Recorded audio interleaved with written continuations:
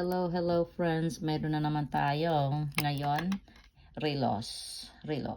Guess pa ang marka, no? Tapos umaandar pa. Galing yan lang yan sa thrift store. So kita mo may mga ano na sa ano niya. Sa dito sa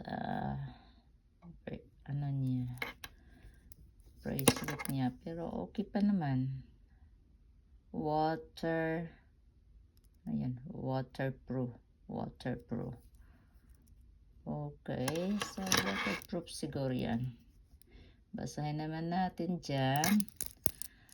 Okay, it says guess. Guess talaga siya, no? Pero kita mo, pag sa thrift store, hindi na masyadong maganda. Parang open na. We will try kung imalak pa natin ito.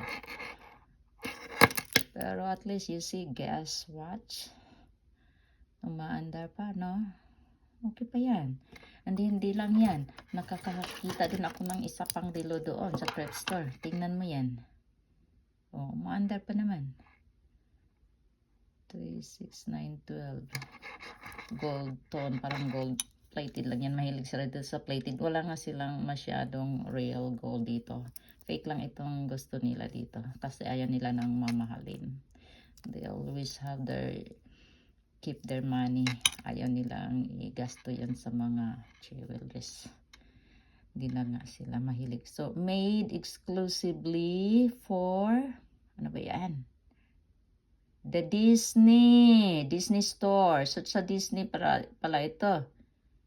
The 5400 Japan. Aha, Japan made pala itong relos na ito. But, no. Hindi na masama, no? Makakahanap ka ng relos dyan. Ano lang yan? $5 lang yan. Silang dalawa, $5 lang. See that? May relo ka na, $5. Dalawa.